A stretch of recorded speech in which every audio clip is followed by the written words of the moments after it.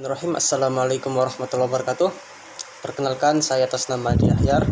Dan insya Allah pada kesempatan kali ini saya akan memberikan sedikit penjelasan dan beberapa alasan mengapa kita harus mempelajari tentang salah satu di antara 4 sumber hukum Islam, yaitu hadis. Baik, langsung saja to the point. Mengapa kita harus mempelajari hadis? Yang pertama, hadis adalah salah satu di antara 2 yang diwariskan Nabi Shallallahu Alaihi Wasallam kepada kita. Apa buktinya? Di dalam hadisnya, Rasulullah di akhir hayatnya memberikan sabdanya, menjelaskan, mengatakan sabdanya, taraktu fikum amroini, kutinggalkan kepada kalian 2 perkara, Al-Quran was-Sunnah. Rasulullah memberikan kepada kita 2 warisan yang harus dijaga sebagai umatnya, yaitu Al-Quran dan As-Sunnah. Pakai logika, jika kita diberi warisan, apa yang kita lakukan? Apakah kita akan membiarkannya terbengkalai ataukah menjaganya, merawatnya seperti itu? Tentu jawabannya adalah menjaga warisan tersebut. Taraktu fikum amroini, kutinggalkan, kuwariskan pada kalian. Siapa kalian ini? Kitalah umatnya. Kutinggalkan, kuwariskan kepada kalian 2 perkara. Amroini, 2 perkara. Yang pertama Al-Quran sebagai sumber hukum yang pertama, kemudian As-Sunnah sebagai sumber hukum yang kedua. Nah, As-Sunnah atau Al-Hadith sama saja. Jadi satu kewajiban juga bagi kita adalah mengapa kita harus mempelajari hadis. Mengapa penting? Karena hadis ini adalah warisan dari Rasulullah kepada kita. Bersusah payah, pontang-panting Rasulullah menciptakan kondisi yang terhindar dari masa jahiliyah. 23 tahun berdakwah, berdarah kakinya, patah giginya demi kita, agar tidak menjadi sebagian dari penghuni neraka seperti itu. Meninggalkan kepada kita 2 petunjuk, 2 rambu-rambu kepada kita dalam kehidupan kita. Ada yang pertama Al-Quran dan As-Sunnah atau Al-Hadith. Nah, ini yang akan kita bahas, mengapa penting kita mempelajari hadis. Kemudian, mengapa kita harus mempelajari hadis? Ya, mempelajari hadis adalah satu kewajiban memang. Seperti yang saya jelaskan tadi, tidak berbeda. Rasulullah juga bersabda, "Thalabul ilmi faridatun ala kulli muslim." Menuntut ilmu itu adalah satu kewajiban bagi kita. Nah, ilmu apa yang dimaksud? Tentu kita sebagai umat Islam lebih banyak menuntut ilmu agama, salah satunya ilmu hadis. Tapi kita tidak menyepelekan ilmu Al-Quran. Satu kewajiban juga bagi kita, bagusnya kita sebagai umat Islam mempelajari semua sumber hukum kita.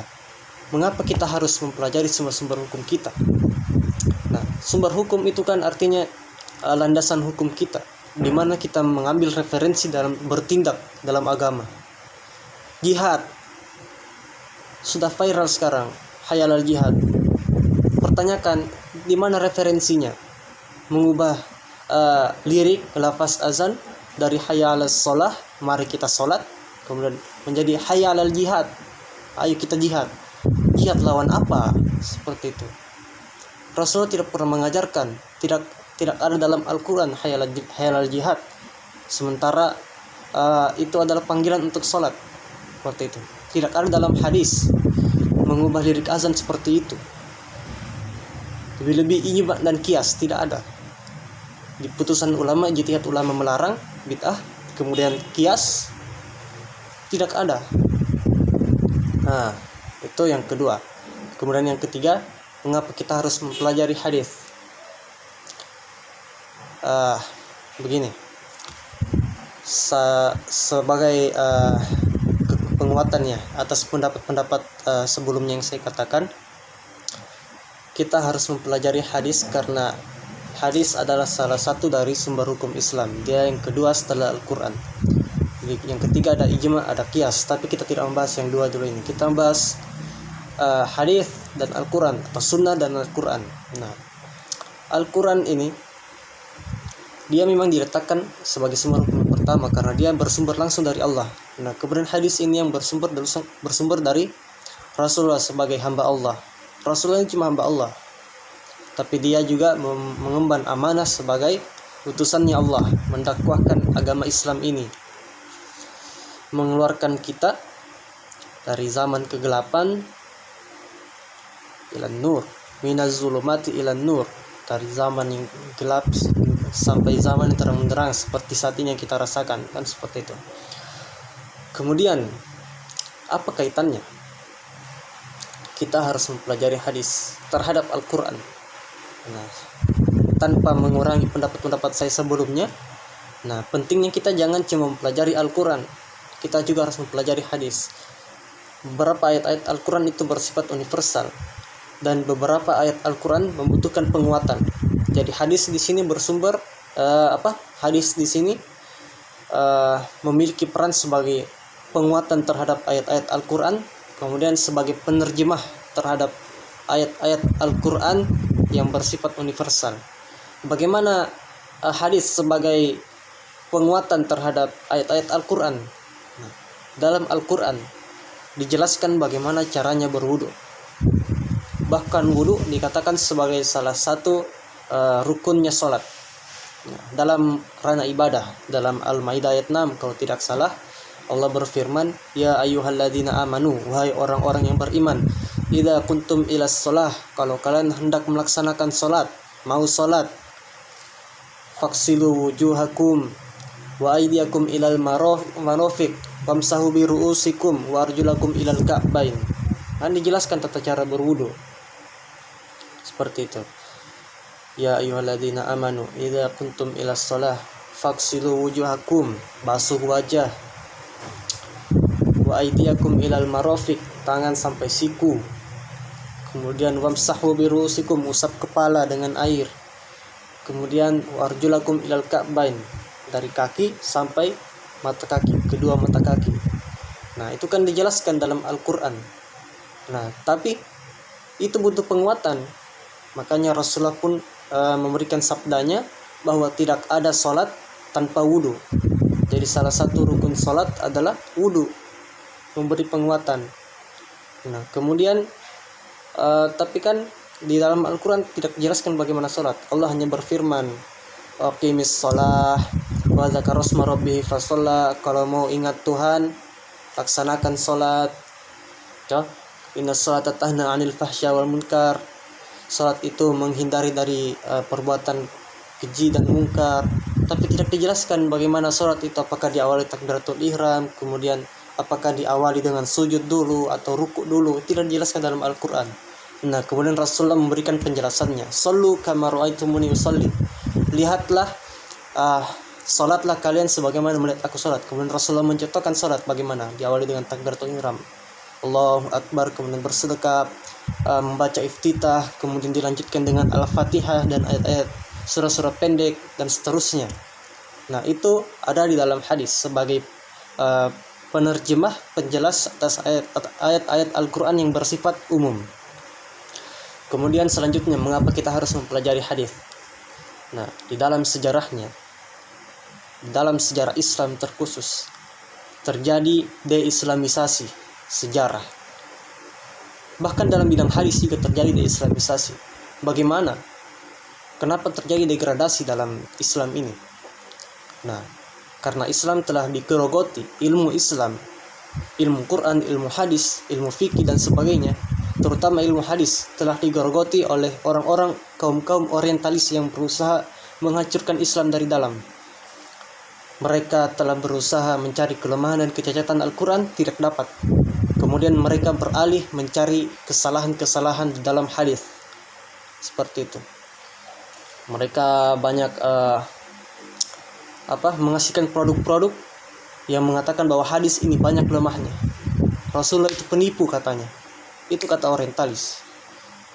Nah, lantas bagaimana sikap kita sebagai umat Islam yang hadis itu diwariskan kepada kita, bukan pada mereka orientalis, pada kita umatnya.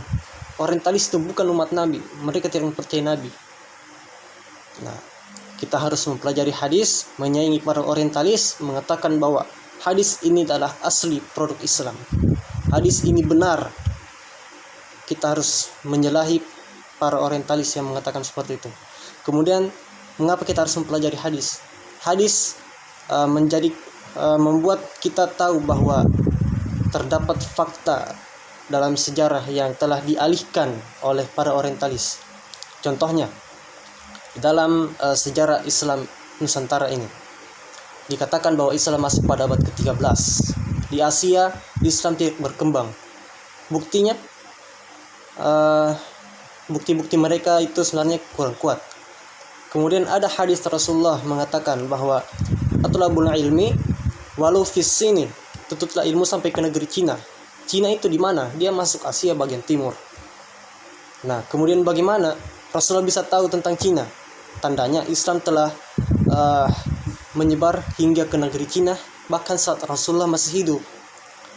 Buktinya Rasulullah tahu bahwa ada yang namanya negeri Cina, seperti itu. Kemudian dari Cina kemudian menyebar hingga sampai ke Indonesia. Itu teori Cina. Sedangkan ada beberapa teori yang dikemukakan oleh Profesor Dr. Buya Hamka bahwa Islam itu langsung masuk dari tanah Arab, didakwahkan oleh orang-orang Arab, pedagang-pedagang Arab langsung pada abad ke-7 Masehi, bukan pada abad ke-13 Masehi, apalagi pada abad ke-15 Masehi. Itu salah satu bukti deislamisasi sejarah. Kemudian mengapa kita harus mempelajari hadis? Tujuan hidup kita adalah berfastabiqul khairat. Kita harus berlomba-lomba dalam kebaikan. Banyak orang sudah menghafal Al-Quran, mempelajari Al-Quran sudah banyak. Bahkan Al-Quran juga sudah dijamin oleh Allah. Tapi bagaimana dengan hadis? Nah, inilah kita sebagai Islam harus mempelajari hadis dalam upaya menjaga kelestarian hadis itu sendiri sebagai warisan dari Rasulullah kepada kita. Kita menghafal hadis karena masih minoritas yang menghafal hadis dibanding menghafal Al-Quran. Kita bersaing saja menghafal hadis tanpa menyepelekan menghafal Al-Quran. Bagusnya kalau kita menghafal keduanya, mempelajari keduanya seperti itu. Satu kewajiban bagi kita, talabul ilmi faridatun ala kulli muslim. Kewajiban bagi kita mempelajari hadis. Kemudian taraktu fikum amroini, kan kata Rasulullah, kuwariskan kepada kalian sebagai umatku dua perkara, Al-Quran dan Sunnah atau hadis. Nah, kemana kita terhadap perkara atau warisan yang diberikan oleh Rasulullah? Nah, ya oke. Oleh karena itu, satu kewajiban bagi kita mempelajari hadis. Saya tekankan, satu kewajiban bagi kita mempelajari hadis tanpa menyepelekan kewajiban kita mempelajari Al-Quran, seperti itu. Al-Quran sudah dijamin, tapi bagaimana dengan hadis sebagai warisan kita? Seperti itu. Jadi itu sedikit yang bisa saya jelaskan. Selebihnya mungkin yang menyaksikan itu memiliki pendapat masing-masing seperti itu. Itu pendapat saya mengapa kita harus mempelajari hadis. Nah, sekian dari saya, kurang dan lebihnya mohon dimaafkan. Billahi fisabilil haq fastabiqul khairat. Assalamualaikum warahmatullahi wabarakatuh.